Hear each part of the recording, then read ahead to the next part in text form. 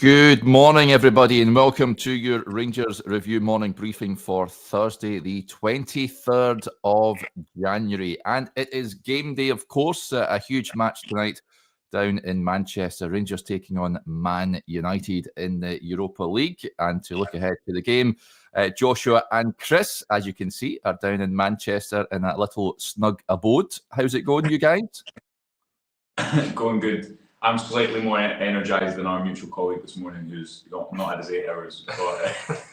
But apart from that, we're fine. It is, what would you say, as grey in Manchester as in Glasgow? It's not looking overly sunny outside. It has to be said. But hopefully the mood of the Rangers fans come full time tonight will be brighter than the skies above us here. Wow. Early for poetry. It's all downhill from here. Yeah, Joshua, you were on with me last night, of course, before you get knocked out of Old Trafford. What did you get up to last night? Did you see the sights of Manchester? What's the plans today? I mean, after we do the video, there's a bit of a wait, of course. Match kicking off at 8 p.m. this evening. What's on the agenda? We saw a bit of Manchester. Went for, I can't remember where we went to some sort of sports bar to watch football with a few others. And today, I think we're going to go into town. I don't know. We've not really got that far ahead. We had other people who are coming down to the game. Many of whom I presume are watching this morning will have seen the weather warnings, which Chris informed me on tomorrow. So I think we're just focused on getting to the game and getting back. But I want to go to a nice coffee shop in Manchester and drag Chris along with me. It is a basic plan. Yeah, I don't think that's going to be forefront of many of the Rangers fans' minds this morning. I'd imagine they will be taking over as we did, of course, back in 2008. What a day that was, apart from the game, of course. But yeah, very much looking forward. I think I'm going to head in it myself. It's only a short train ride away for me, 20 minutes in the train. So I think I'll head in and soak up some of the atmosphere and brave the elements. If you are heading down or if you're heading back, then yeah, a big storm is brewing apparently. So just take extra care if you're heading down to the game. And yeah, make sure you are aware of your travel plans. I think some of the trains are going to be cancelled on Friday. So just be wary of that. Right, we'll talk. Let's talk transfers first, guys, before we look ahead at tonight's game, what was said in press conferences and who is likely to start tonight, because some interesting stuff. The manager was quizzed yesterday. We sort of touched on it briefly, Joshua. He was asked about, of course, Rabbi Matondo, who has been in talks with Coventry about a loan move down to the English Championship. Clement didn't really get drawn on it. It was asked if there was any update on that yesterday. He says, I don't know yet, so I can only tell things when things are signed. So for the moment, there's no news yet about that. Now, he was deep in talks with Coventry, although there are reports down south that there has been a bit of a snag with regards to the negotiations, and it centres around bonus payments and what have you, and things like that. I think there was an option to buy Coventry around £2 million. It was being reported, but yeah, those talks seem to have stopped for the time being. Anything on that, Chris, at this moment in time? And do you expect to see Rabbi Matondo heading out the door soon? I think we'll definitely see him heading out the door. No further update in terms of adding to what you've outlined there, Derek, but we had the story on the site, I think it was last week, saying that Rabbi and Kieran Dowell were allowed to leave Rangers. They are not part of the manager's plans, been informed to go and try and find a move, and it makes sense from all parties. They're not going to play. Those wages can be reinvested, those wages can be saved, that money can be used in a better way from a Rangers perspective. I think the Championship looks the most likely destination for both of them. Coventry looks like a good move for Rabbi Matondo, and ultimately it would bring an end to a Rangers career that's just not worked out. He's shown flashes, but form concerns, fitness concerns, it's not been there regularly enough. So I think it's best for all parties that if he was to move on, and hopefully that can be hopefully that can be sorted. There's a lot of focus on incomings this month and who Rangers could potentially add to the squad. But I think if they could continue to trim that wage bill back, continue to trim the size of the squad, continue to reprofile the squad, I think that would represent a successful month. So getting the likes of Matondo, Dill, I know we'll go on and talk about Cyril Dessers. If they could reprofile certain areas of it, I think that would certainly represent a decent period of wheeling and dealing for them. Yep.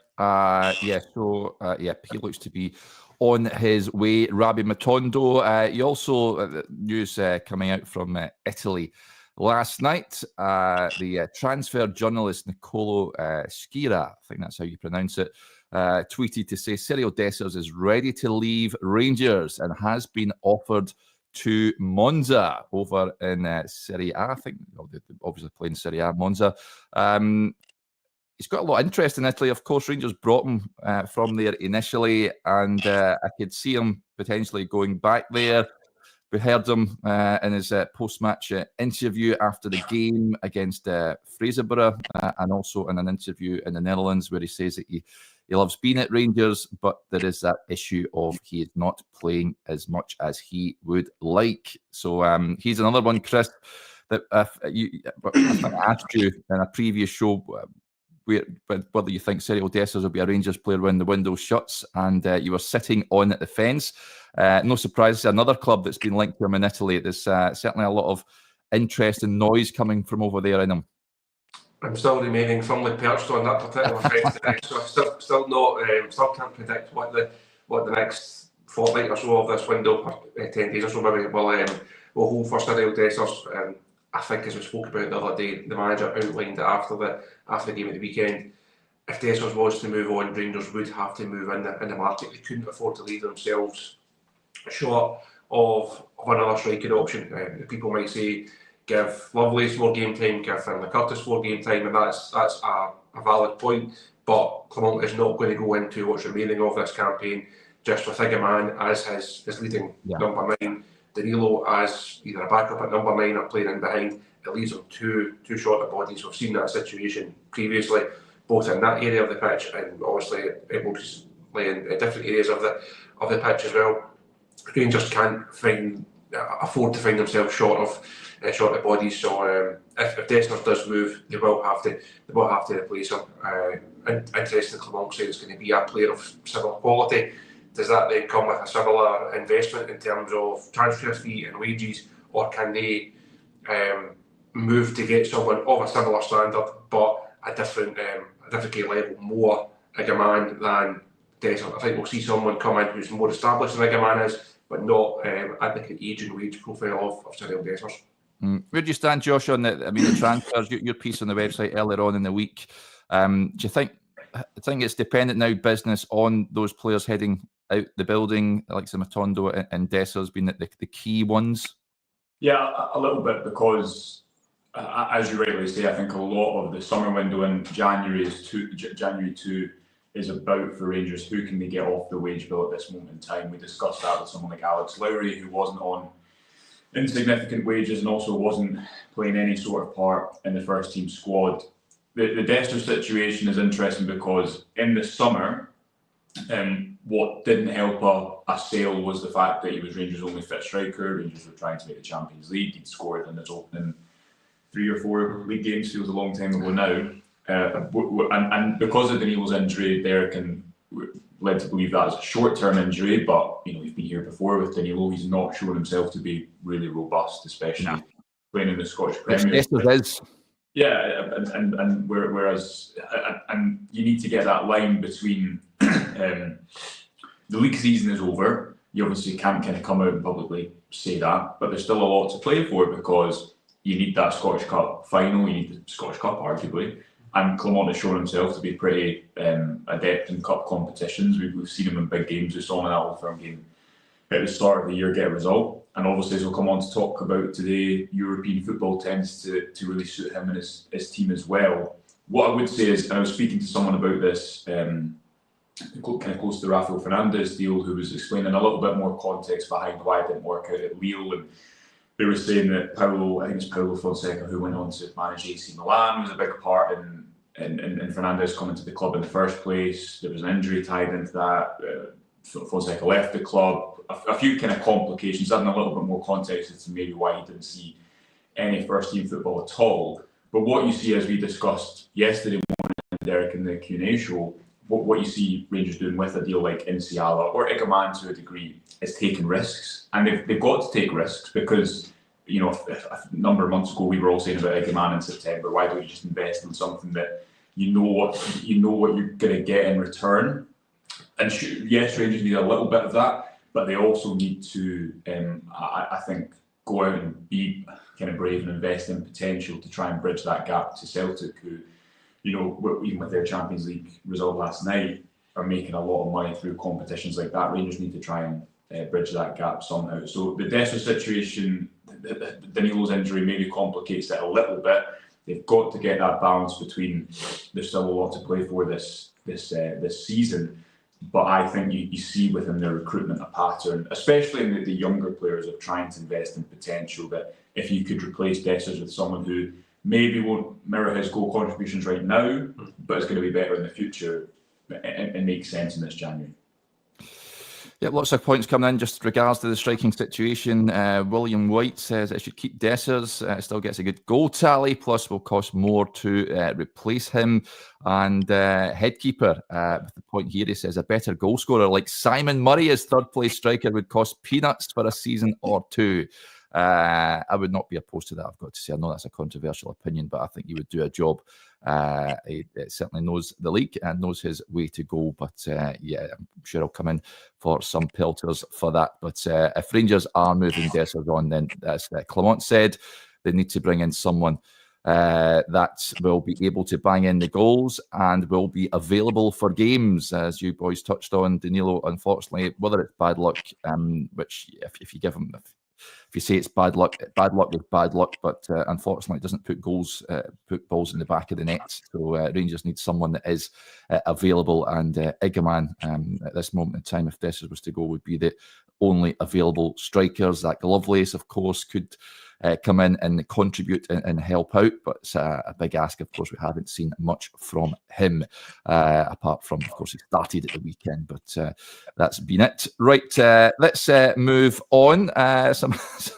This caught my eye. Bluebells Are Blue says, Josh and Chris in the barber shop. It looks like a barber shop setting, I have to say, in the background there, but they're in their Airbnb outside Manchester. But just in terms of suggestions, Joshua, Robbie King says, get yourselves to Fat Pat's for a sandwich. And Darren Nisbet with the point says, another heart to feed in Manchester is good for coffee and food. So there you go, some recommendations for later on. Answer that, another heart to feed. Happy to take on all recommendations. I don't know the city at all, so we'll take on all recommendations. Yeah. If they're rubbish, we'll just pop up the Derek's for a sandwich instead. Then things get the kettle on for us. Right, let's crack on to the game this evening then, gentlemen, because it's a huge occasion, of course. Rangers jetted down to Manchester yesterday, and it was interesting just seeing a little Rangers TV snippets of the players walking around the pitch. I like Ross McCausland saying it wasn't Ibrox. Absolutely bang on, Ross. But it's a massive game for Rangers tonight, Joshua, and at Old Trafford, of course, a team, Man Utd, we touched on it yesterday, that are struggling. Ruben Amorim said that they're anxious at this moment in time. They need to get the first goal. I've got a funny feeling that if Rangers can manage to get their noses in front, then it could be a very difficult evening for them. Spoke to a Manchester United podcaster earlier on in the week. He says the crowd will turn. I think they're there for the taking tonight. Yeah, the first goal is significant because I'm intrigued to see what the atmosphere is like tonight. But when your manager comes out and says the team is really anxious playing at home, it doesn't play down the narrative, so to speak.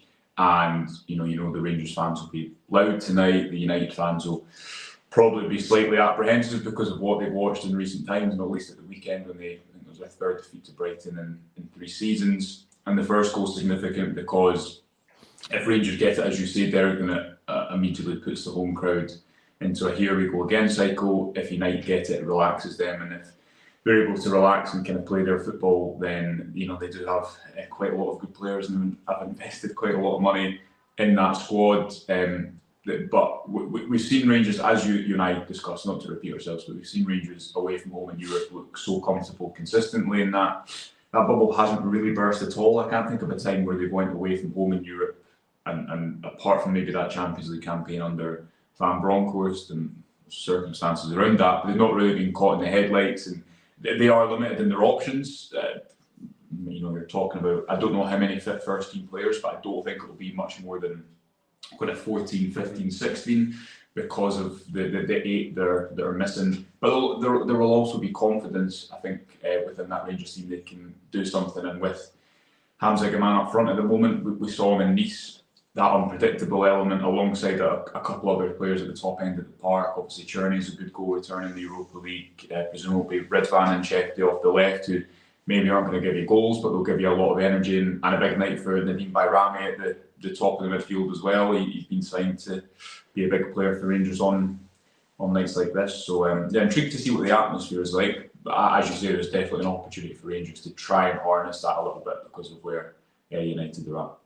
Yeah. How do you see it going, Chris? Before we delve into who we expect to start the game, I mean, there's no doubting they have quality players, and they've had some decent results this season. Man United, I thought after they beat Arsenal on penalties in the FA Cup that they would start to saunter up the Premier League table, but struggled against Southampton, got out of jail thanks to Ahmad, and then were a mess at the weekend against Brighton. How do you see it going? I think it's a really difficult one to actually call. Rangers could go to Old Trafford tonight, find a Man United side that get themselves back in the groove. As Josh touched on there, they've clearly got good players. There's enough quality on that side. Rangers could easily go and lose this game 3-0 and just find that United have far too much quality for them. On the flip side of that, Rangers could come, they could put in a Nice-style performance, they could get that first goal, they could turn the crowd, they could take their own moment and easily come away with a really famous result that the manager spoke last night about making history. And you wouldn't put either of those scenarios by this Rangers side. They have been consistently inconsistent over the course of the campaign so far, but European wise they have been very impressive. I think if they can replicate the Nice and Spurs performances, there's no reason why they can't come here and get a result tonight. I think the depth of the squad may hinder Clement. He's not going to have that many options off the bench. Certainly not have the options that Ruben Amorim is going to have. So if the night isn't going the way that Man United wanted to, they're going to have the players to change it. If it's not going the way that Rangers need it to, there's not going to be many guys that you can go and turn to there. But I think Rangers should be looking forward to it. Certainly come here with no fear. A lot of the chat amongst the boys last night was, is this a good time to get Man United? If there ever is such a good time to get a side who have as much quality as them, I think this is probably it. I thought the Amorim presser, he was really honest yesterday, quite quickly forthright, clearly painted a picture of a club and a squad and a team that's not in a great place. I say Rangers should be looking to come here tonight and try and capitalise on that. Yes.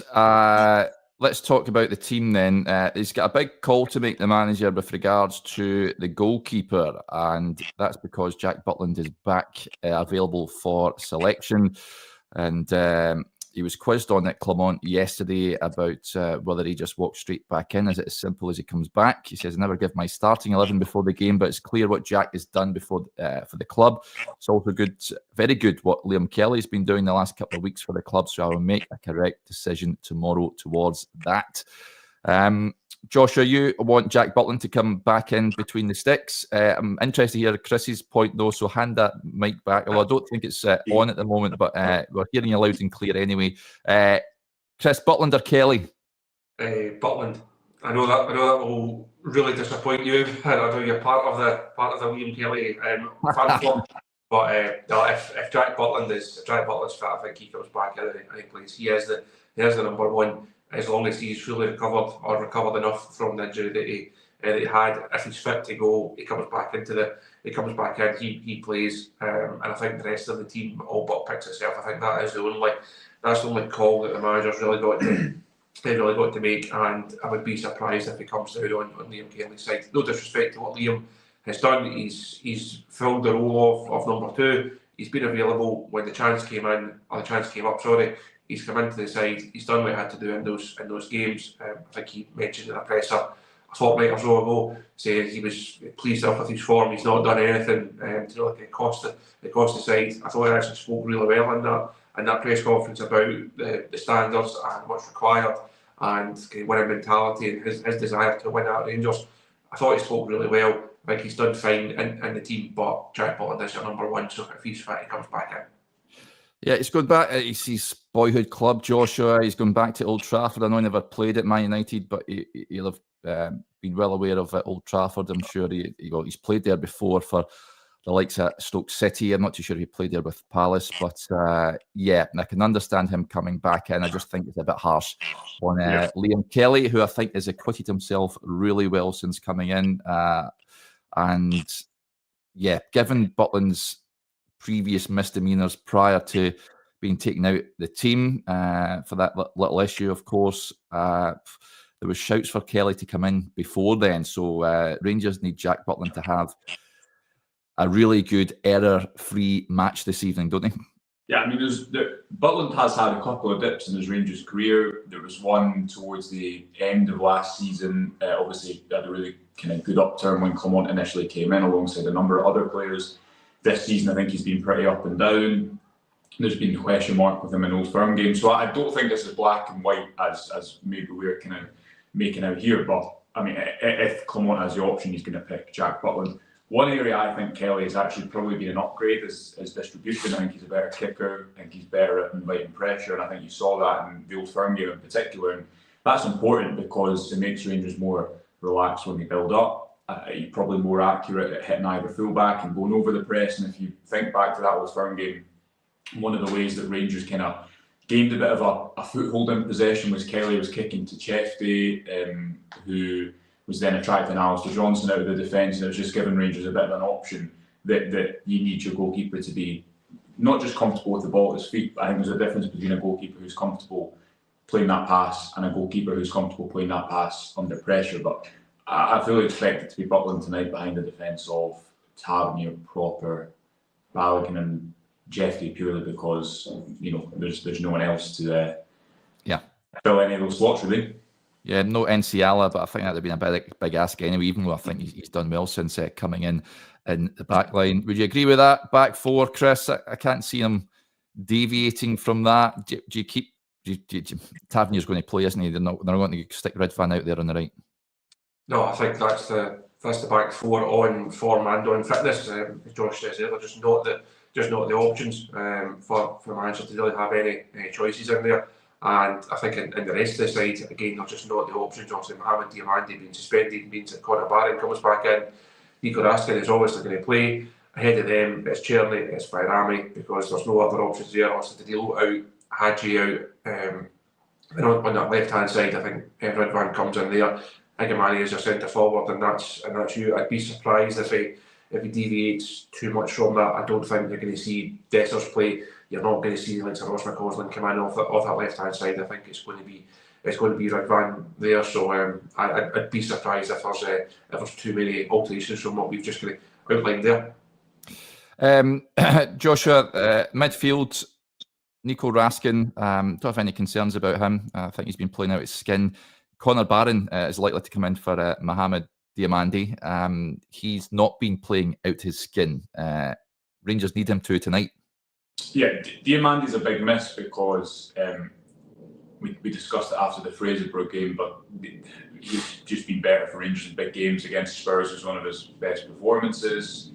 Against Celtic in the new year too. I think he's a player who's more comfortable when he's under pressure. When he's got a lot of time and space in the midfield, he can be guilty of rushing things.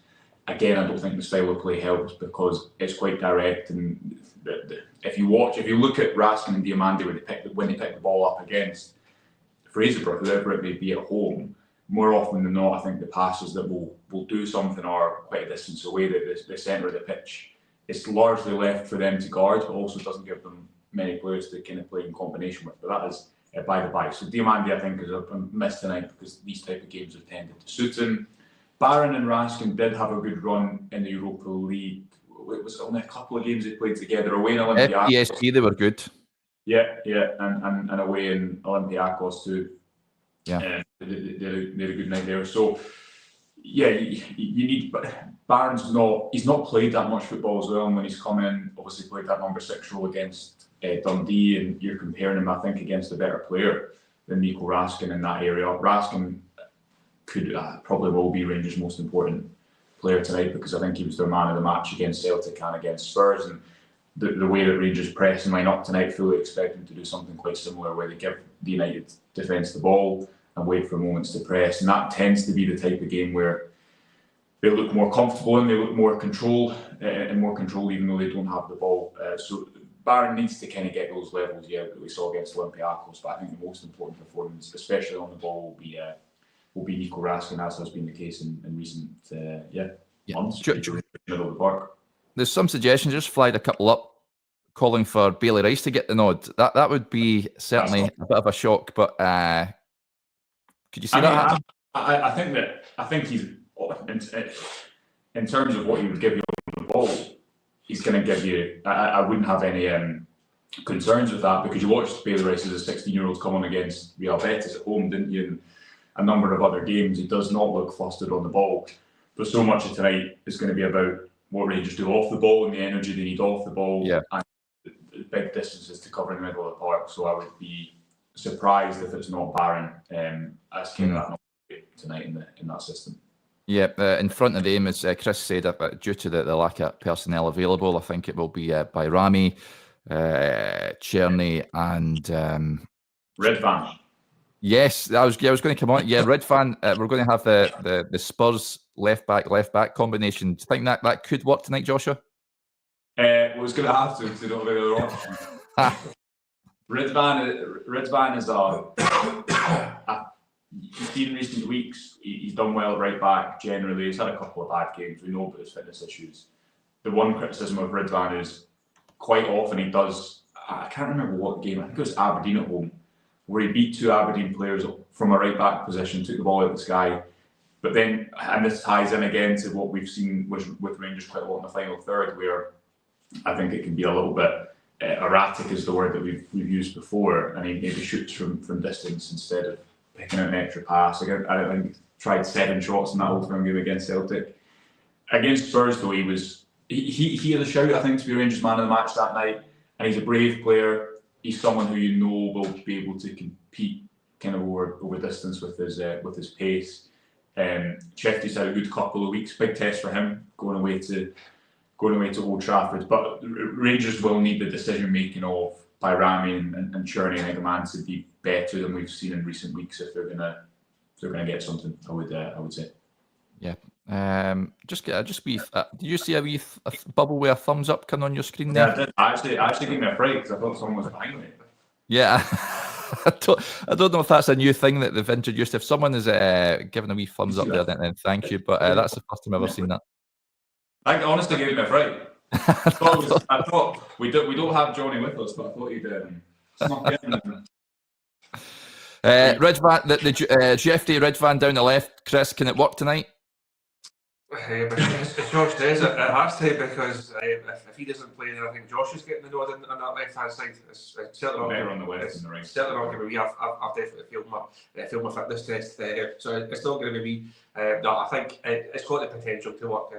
Redvan has turned into his own version of John Sterling, being Mr. Flexible over the last couple of weeks in terms of his position in that side. But I don't have any fears over him playing in that in more advanced role on the left-hand side.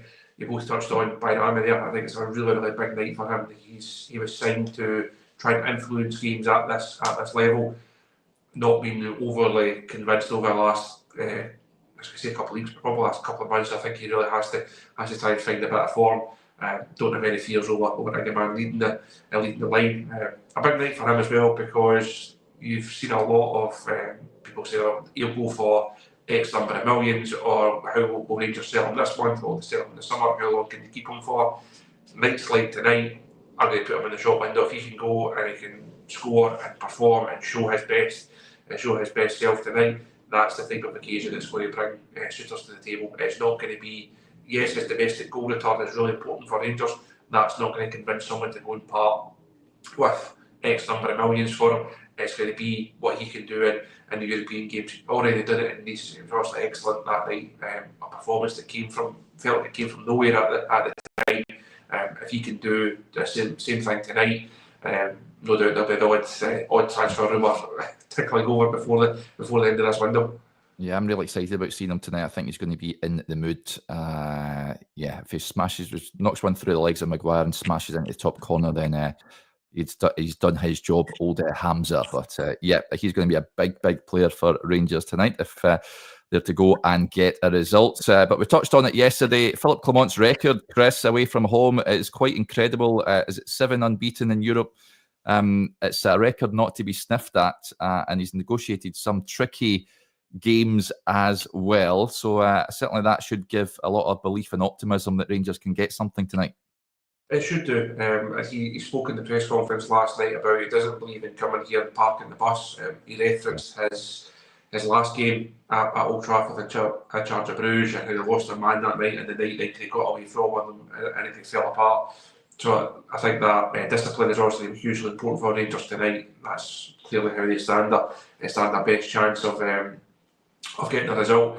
But he does have the formula. Now, certain games suit the way that he sets the side up. Certain games suit these players. We know the domestic ones that don't, but we know the European ones are some of the other domestic ones that do. So I think he'll be really looking forward to this one tonight. And as I touched on earlier on, it's a good time to get Man United. Rangers may find the challenge just too big, but I think they can certainly come here and give it a real good go. Yep. Just to wrap up with a few comments before we call time on today's show. RB says a Burnside loyal heading en route to Manchester. I can imagine what that is like heading down the road. Another suggestion, Joshua, for later on, get yourself to Tack in the Northern Quarter for a coffee best in the city. I've just removed my camera. There we go. Get the camera back on. Not too sure what's happened there. There we go. I've just knocked the cable out of my camera, but he says Tack in the Northern Quarter is good for a coffee. Dam says, does anyone get a prize if they guess the team correctly? Well, Chris got it bang on last week, so a bottle of bubbly should be on its way to you. But it's very difficult guessing a Philip Clement side. Who knows if there'll be a left field selection this evening. William White says, Derek, can I get a quick shout out for Matthew Boyler, big 17 today? Yeah, absolutely. William, happy birthday, Matthew. Hopefully you have a fantastic day, and hopefully your team wins later on. Ian with the point says, Derek, Jimmy Monaghan sends best wishes for you and your dad. That's good to hear. I'll pass that on, Ian. Thank you, and I hope Jimmy is doing well as well, and your good self also. Right, we'll wrap up there. Just a heads up of what is to come. We'll have your usual pre-match and post-match videos from Old Trafford. Johnny is hot-footing it down for the game as well, so he will be joining us a little later on. I won't get to speak to you guys before the game then. Score prediction, how's it ending up? You can take the lead. 1-1. I'm taking the easy result, seeing as I went first. I do think that Rangers could get a memorable result, but obviously it's easy to forget that this Manchester United have also beaten quite a few good teams in the midst of this disappointing run. So if I'm being optimistic, I would say 1-1. But I don't know. Is that too pessimistic? I don't know. I'll give it over to you. I actually going first because I was going to go 1-1 as well. So it now looks like I'm just following. I think Rangers do have enough about them to come here tonight and get a result, just as we've touched on over the last half hour or so. I think there's enough for them to be optimistic about. So they might not have enough to win it, but I certainly fancy them to give a really good account of themselves. Yeah, Denzel's certainly optimistic, or he's been drinking early. He says 6-1 Rangers. So as long as Rangers are still in the mix, then that's all you can ask for, really. Currently sit 8th in that expanded table. If you get a positive result tonight, then all roads lead to Ibrox, of course, for that match against Union San Gilwaz, and you've got to fancy Rangers in that game. In terms of automatic qualification, I actually had a look at some of the teams they could face if they played in a playoff, and they wouldn't exactly leave you, wake you up with a cold sweat late at night. I've got to say, I would fancy Rangers to beat any team that they took on in the playoff round. But yep, very much looking forward to the game this evening. We'll have all the coverage as we mentioned, and yeah, we'll speak to you a little later on, folks. Bye for now.